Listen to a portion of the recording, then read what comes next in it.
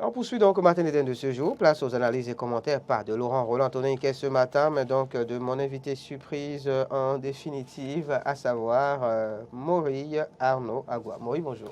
Bonjour Ahmed Arepa, bonjour téléspectateurs d'Eden TV, aux auditeurs de Diaspora FM. Plaisir de vous retrouver en plateau ce matin. C'est pour moi aussi un plaisir. Je suis surpris de me retrouver au plateau. En invité surprise. Alors, avec vous, Maury Agua, on va donc s'intéresser aux titres parus à la une des quotidiens ce matin, essayer de les comprendre au détour de vos analyses et commentaires. La presse aborde beaucoup de sujets ce matin, dont notamment l'UDBN. Le sujet en rapport avec l'UDBN, justement. Alors, on peut lire à la une du quotidien Dynamisme Info ce matin. Vague d'adhésion ce samedi au parti, au logo du maïs nourricier. Godomain témoigne amour et fidélité à l'UDBN et décroche le oui pour la participation du parti aux législatives, Maury Agua. Oui, j'ai aimé votre et, le et que vous êtes allé chercher à la une du quotidien Dynamisme Info de Parfait Bokor. Qu'il vous souvienne, pour ceux qui ne le savent pas, qu'au lendemain de cette rupture entre les deux partis, à savoir le BR et l'UDBN, que Maître Djikoui, dans un entretien, qui est le président délégué du parti, dans un entretien le 1er septembre, a eu à affirmer que c'est la base qui décidera donc, a eu à affirmer que c'est la base qui décidera donc de ce que l'UDBN participe ou non aux prochaines élections législatives. Et dans ces propos-là, il a également dire que sans la base, l'UDBN ne pourra pas décider et si il va fusionner avec un autre parti, notamment l'UP, ou si il ira aux élections seul. Et vous l'avez constaté, le journal écrit et la base dit oui. Et encore le vendredi dernier, si vous avez suivi un peu l'actualité, toujours ce quotidien Dynamisme Info avait affirmé que l'UDBN, ça travaille. Et ce travail-là, c'est bien la consultation des membres, des militants à la base, tout simplement. Et je pense qu'après cette consultation et ces avis pris, le parti a enfin décidé d'aller aux élections. Le parti a décidé d'aller aux élections seul et je pense que c'est l'information capitale qu'il faut retenir aujourd'hui. L'UDBN va aux élections législatives de 2023, de janvier 2023, et je crois que les journaux en ont parlé suffisamment. Les journaux ont parlé des propos tenus par la présidente d'honneur ce week-end face aux militants. Mais l'autre question qu'on pourrait se poser, Ahmed Arepa, est que est-ce que l'UDBN pourra donc réussir ce pari? On en reparle tout à l'heure. On en reparle, mais avant, on a été rejoint en plateau. Je suis gâté ce matin, donc on a été rejoint par Laurent Roland Toninquet. Laurent, bonjour. Ahmed Arepa, bonjour. Bonjour, Maury Agua. Bonjour, Laurent. Maury Agua, qui est notre invité surprise du jour sur Matin d'Eden. Ça fait un moment qu'on l'a pas eu en plateau, les lundis en tout cas. Bien évidemment. Parce que vous le retrouvez normalement mercredi et vendredi à la présentation de Matin d'Eden. Donc oui, on en était à parler, Laurent Roland Toninquet, de ce fait d'actualité majeure du jour abordé par tous les quotidiens. Dynamisme Info en parle à sa manière. Vague d'adhésion ce samedi au parti au logo du maïs nourricier. Godomain témoigne amour et fidélité à l'UDBN et décroche le oui pour la participation du parti aux législatives. Et c'est là toute l'information, justement, nouvelle, si on peut dire. Est-ce que c'est une information nouvelle? On peut se poser la question si c'est une information nouvelle. De toute façon, quand on sait que l'UDBN a quitté le bloc républicain, déjà, il y avait certainement une stratégie qui était en cours. Certainement que ça va se poser encore beaucoup de questions. Voilà, évidemment. Seul, et en l'état, quand on voit un peu l'échiquier politique, on se pose la question si l'UDBN ira par exemple avec le Mouel Bénin, déjà qu'à ce niveau il y a des dissensions, des gens qui ont quitté l'UDBN pour aller vers le Mouel, des gens qui ont quitté le Mouel pour aller vers l'UDBN. Il y avait déjà cette guerre entre ces deux partis politiques. Et quand on regarde un peu la posture des responsables de l'UDBN, on pouvait déjà s'imaginer que ce parti politique ira aux élections. Parce que nous sommes à quelques mois de janvier 2023. Et dans une certaine mesure, aujourd'hui, pour aller dans une peut-être fusion, il faut commencer des négociations sur des négociations. Tout ça, ça pourra perdre du temps. Et puis après, on peut négocier à longueur de jours, mais sans pouvoir avoir une entente dans une certaine mesure. Aujourd'hui, quand on suit les responsables de l'UDBN, en tout cas avec la sortie du samedi dernier, quand on écoute les responsables de l'UDBN, on comprend clairement qu'ils veulent aller aux élections, en tout cas sans aller en fusion. Et déjà, c'est pourquoi je l'ai toujours dit, s'ils doivent aller aux élections, alors le plus gros effort à faire maintenant, c'est de travailler véritablement sur le terrain. Parce que oui, il y a un acquis qu'ils ont peut-être déjà en 2020, notamment tenant compte des élections communales, où ils ont eu 2% déjà. C'est déjà un acquis, même si ce n'est pas pour autant encourageant. Et que même on se réfère à la déclaration de certains responsables de l'UDBN qui disent pour la plupart que ce n'était pas réellement le score de l'UDBN dans une certaine mesure, mais déjà cet acquis de 2% est à sauvegarder et à consolider. Donc consolider dans la mesure où en réalité, dans une certaine mesure, il faut 10%. Mais est-ce que la loi dit nécessairement 10%? En l'absence de 10% d'un parti politique, c'est que les sièges sont en tout cas attribués au prorata des suffrages obtenus. Donc, dans une certaine mesure, c'est deux batailles pour l'UDBN aujourd'hui. Soit travailler pour avoir les 10%, mais peut-être réfléchir et prier pour dire peut-être qu'aucun parti n'est 10%. Donc, dans une certaine mesure, l'UDBN est dans une posture d'avoir bien évidemment des élus en 2023 si aucun parti n'a 10% au plan national. Et déjà, moi je m'amuse toujours à le dire, quand on tient compte des deux partis qui ont eu des députés en 2019 et qui se font appeler les grands partis d'aujourd'hui, et quand on est l'Union progressiste, pour moi, ils ne se sont pas comparés à d'autres formations politiques. Et en 2020, bien évidemment, on sait comment ça a été animé, en tout cas la campagne, combien de partis sont allés aux élections. Aujourd'hui, si on dit élection inclusive et que tous les partis, en tout cas, compétissaient dans une certaine mesure, est-ce que ces deux partis en griffe sont en mesure d'avoir les 10%? Et s'ils doivent avoir les 10%, ça met en difficulté les autres partis. Mais s'ils n'arrivaient pas à avoir les 10%, ça veut dire que les autres partis, que ce soit UDBN, que ce soit Morel, que ce soit démocrate, tous ceux-là ont une chance alors d'avoir des députés à l'Assemblée nationale en 2023. Donc, je crois que ces deux réflexions, en tout cas, l'UDBN doit travailler autour de ces deux réflexions. Au cas où les gens n'ont pas 10%, nous avons la chance d'avoir ne serait-ce que quelques élus à l'Assemblée nationale. Mais si en réalité, ils avaient les 10%, ça veut dire que nous devons travailler alors dans une posture d'avoir les 10%. Et avoir les 10%, l'UDBN est... en tout cas, la déclaration est partie de Godomain. Et n'oubliez pas qu'aux dernières nouvelles, quand on a suivi ce que l'ANIP a sorti comme chiffre pour les potentiels candidats, c'est que Godomain, en tout cas la 6e, Abon-Kavi seul, regorge de plus de 500 000 votants. Donc, en réalité, déjà, même dans cette zone, à travailler déjà pour un grenier électoral. Voilà, à travailler dans cette zone, dans une certaine mesure, et aller un peu plus loin, ça pouvait les conforter et maintenant avoir des suffrages au plan national. Encore qu'ils ont prouvé qu'ils sont présents sur le territoire national, comparé à un parti comme le PRD qui a eu 30 ans d'existence, qui n'a pas pu avoir plus de 5%, déjà que c'est un bon début et qu'il fallait travailler à sauvegarder et à consolider pour espérer avoir un résultat en 2023. Donc les 2% finalement encourageants pour conclure oui, parce que d'autres partis, on a vu des gens aller aux élections présidentielles et on a vu les scores, 54 000 voix, on a vu dans certaines mesures. Bien sûr. Et pour conclure, en fait, quand je suis un peu votre analyse, Laurent Roland-Tonenquès ce matin, c'est-à-dire qu'il faut alors travailler sur deux plans, vous l'avez dit, travailler à avoir les 10%, le taux de participation, ou alors voilà, espérer qu'aucun parti ne puisse obtenir les 10% et donc espérer qu'on puisse faire le partage. Il y a deux possibilités pour eux, travailler pour avoir les 10%. Moi, je pense que dans la posture, ce qui se passe actuellement, c'est qu'ils doivent travailler pour se dire on doit avoir les 10%. Voilà, ce que j'allais dire en fait, c'est la finalité. C'est travailler à avoir les 10%. Parce qu'il vaut mieux travailler à avoir les 10% que de travailler pour avoir des coordonnateurs, des représentants dans toutes les communes, avoir des suffrages dans toutes les communes. Alors, Maury Agua, je vous le disais, l'information est abordée ce matin par tous les quotidiens pratiquement. Il y en a un autre, à savoir les 4 vérités, je pense, qui en parle en manchette ce matin de la sorte.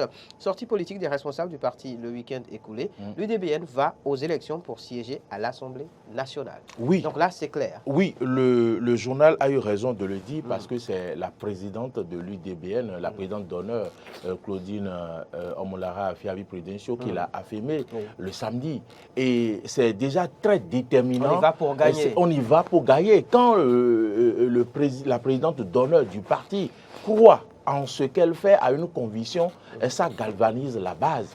Et donc, je pense quand même que c'est normal que les 4 vérités écrivent ici, parce qu'elle y croit. Si aujourd'hui elle prend cette décision, elle y croit. Et moi, je pense quand même qu'elle a des raisons d'y croire. Parce que vous le savez, quelles sont les chances? Oui, vous le savez. En fait, l'Union démocratique pour un Bénin nouveau est aujourd'hui le seul parti politique qui a été créé et qui a été dirigé par une femme. Et à l'ère du système partisan et de la refonte des partis politiques. Et vous savez, ce parti était pratiquement le seul également dirigé par une femme qui était aux assises, c'est-à-dire qu'on a appelé dialogue politique. Et le dialogue politique a eu lieu en octobre 2019 en présence de plusieurs partis politiques, notamment 8 partis politiques. Et je pense quand même que les élections communales ont obligé l'UDBN, et qui quand même était très connue dans la 6e circonscription électorale où la présidente de l'UDBN a été élue plusieurs fois députée à l'Assemblée nationale, a fait le tour du Bénin. Puisqu'il fallait obtenir 10%, il fallait faire connaître le parti politique sur toute l'étendue du territoire national. D'où l'UDBN quand même a été connu. C'est un parti qui a été connu dans d'autres contrées du Bénin et qui a eu quand même des adhésions, que ce soit jusqu'au nord, à Natitengu, à Malanville, ailleurs, le parti s'est fait connaître. Et je pense quand même qu'aujourd'hui, l'UDBN n'est plus un parti qui est inconnu, qui est dans le silence, qui n'est connu que dans le sud du Bénin. Donc, il va falloir travailler davantage. Parce que, qu'est-ce qui s'est passé? Cette fusion, cette adhésion du parti bloc républicain n'a pas reçu l'assentiment de tous les militants. La preuve, le samedi, il y a eu des militants qui l'ont affirmé. Certains sont repartis vers l'UP pendant que l'UDBN adhérait au bloc républicain. Et ceux-là sont revenus samedi pour refaire leur adhésion à l'UDBN, pour dire qu'eux, ils n'étaient pas d'accord pour le fait que l'UDBN aille faire la fusion. Ils avaient de préférence soit ne pas fusionner et garder le parti pour pouvoir quand même aller aux élections. Donc je pense quand même que tout cela, tous les mécontents que le parti a eu à faire dans le rang des militants en adhérant au bloc républicain aujourd'hui sont revenus à la maison. Et certains qui ont adhéré soit au bloc républicain également ou à l'UP sont revenus à la maison pour aider à ce que leur parti grandisse et fasse des sports. Eux aussi, ils ont besoin de se faire voir sur l'échiquier national en matière d'animation de la vie politique. Donc je pense que c'est des éléments qui réconfortent un tout petit peu les membres de ce parti politique et qui quand même les amènent à croire en cette décision, obtenir des députés à l'Assemblée nationale pour les législatives. Mais c'est sûr que ces membres, ces militants ne le feront pas les bras croisés. Ils vont travailler pour y arriver, puisque 2,17%, ce n'est pas rien obtenu, comme l'a dit Laurent Roland-Tonné Ikes, en 2020 au plan national, alors que le parti venait véritablement de se faire connaître sur toute l'étendue du territoire national. Aujourd'hui, tellement la presse béninoise a parlé de ce parti-là, qu'elle est connue davantage.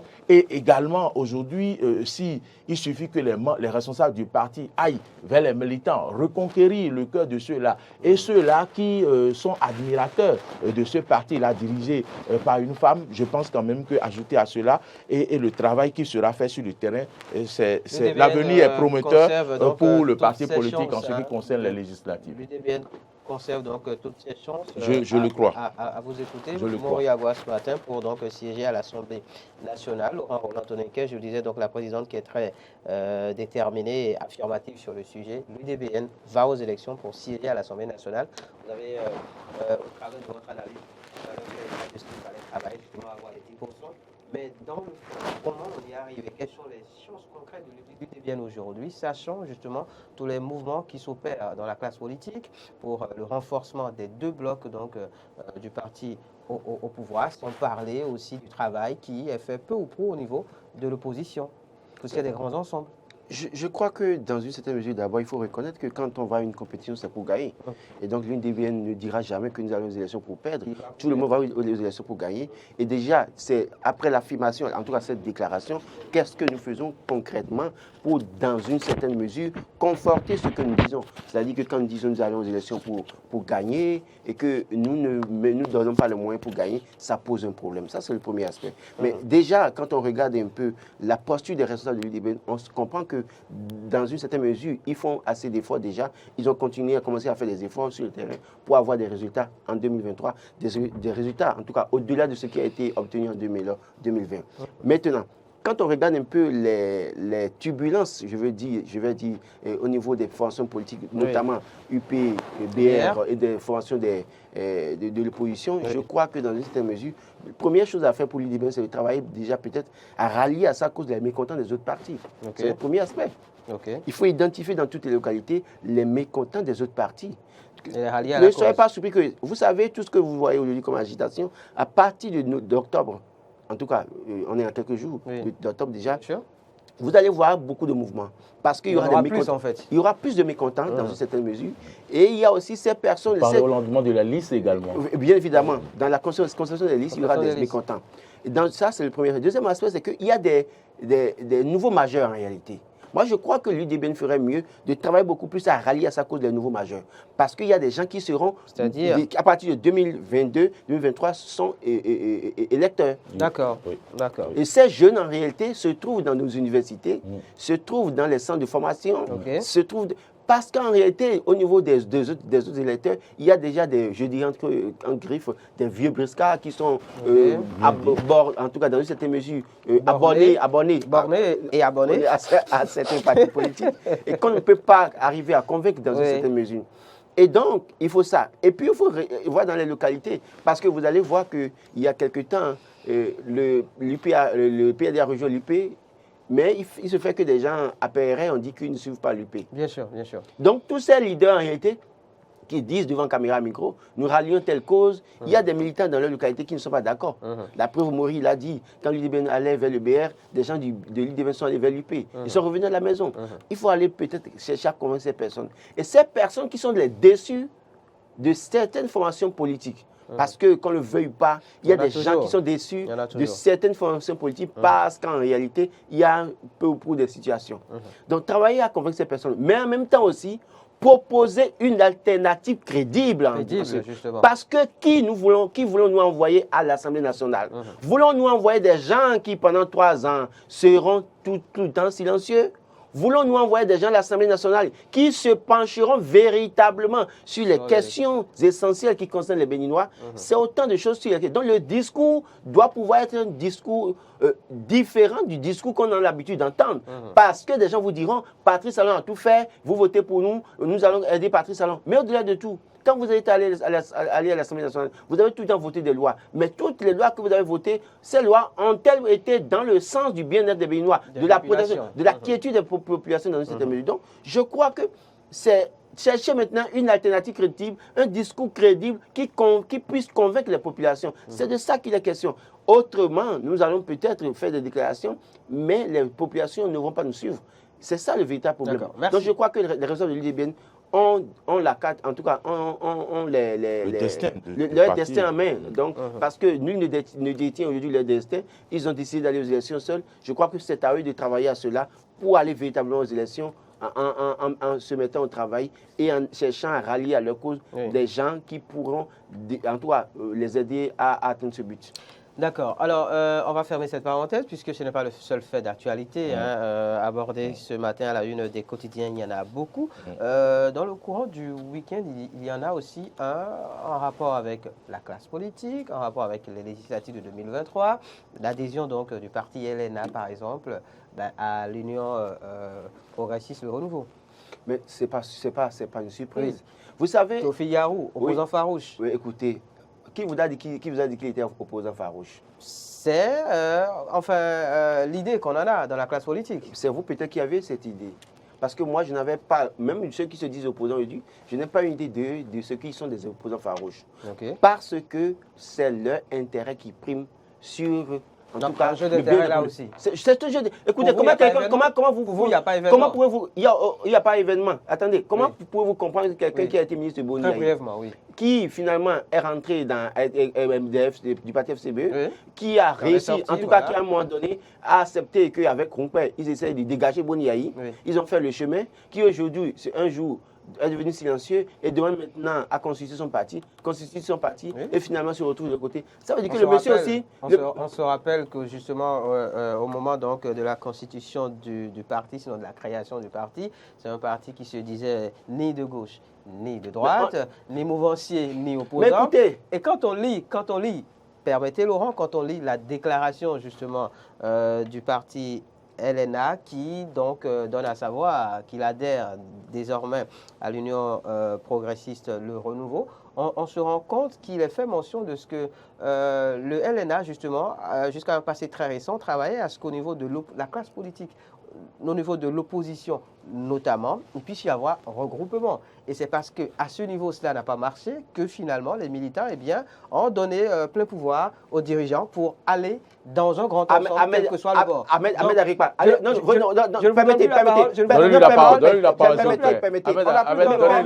Revisiter l'histoire politique de ce pays.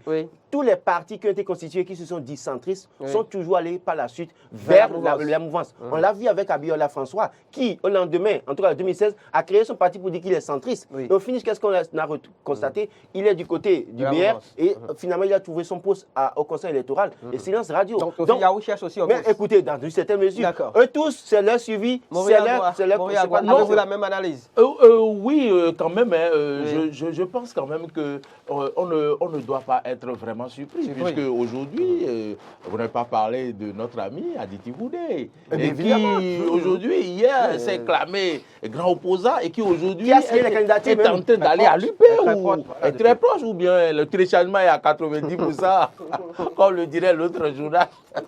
Donc je pense quand même que on ne doit pas être surpris, même si nous avons nourri le vœu ici que les partis de l'opposition se mettent ensemble. Oui, mais quand Théophile est-ce que si les partis de l'opposition ne réussissent pas à se mettre ensemble, c'est cela qui doit amener certains de ces partis à aller vers la mouvance. Donc nous revenons à la conviction politique. Nous revenons à la question de la conviction politique. Pourquoi étaient-ils opposants, ces gens-là, aujourd'hui, qui quittent l'opposition? Ça, c'est un virement, comme le dit Laurent, à 360 degrés. En fait, je vous dis, les opposants au Bénin, il y en a de trois sortes. Il y a ceux qui ont des problèmes personnels avec Patrice Talon. Il y a ceux qui ont des problèmes parce que, avec Patrice Talon, on leur a coupé le biberon. Il y a ceux-là qui, en réalité, ont voulu des postes politiques parce qu'ils ont soutenu Patrice Talon hier et ils attendent le poste, ils s'impatientent. Ils n'ont pas trouvé. C'est les trois sortes d'opposants que vous avez au Bénin. Quand vous laissez ça, il n'y a pas de conviction. Et ils peuvent ne pas être d'accord avec moi. C'est mon avis et je l'assume. C'est entendu, c'est votre avis, vous l'assumez. Je sais que Maury Agua a été aussi, on va dire, marqué par un fait d'actualité. Oui, en rapport avec la LEIP. Oui, rapidement, en 2 minutes, si vous voulez. Vous voyez donc, l'autre dimanche, on a vu le président, le directeur général de l'ANIP, le gestionnaire mandataire effectuer une sortie rapidement avec les journalistes pour expliquer ce qui a été fait jusque-là. Mais la semaine qui a suivi, vers la fin de la semaine, on a constaté que il y a eu des publications dans des journaux pour dire que le chef de l'État, faisant croire que le chef de l'État a voulu qu'on reprenne le processus. Je pense quand même que à ce propos, le gestionnaire mandataire a répondu le vendredi dernier et a expliqué qu'il n'en avait rien. Et puis, qu'il n'en est rien. Et puis, il faut dire, Laurent Roland-Tonnet, qu'est-ce que c'est une question de budget. Et faire la LEIP et tout ça, c'est une question de budget.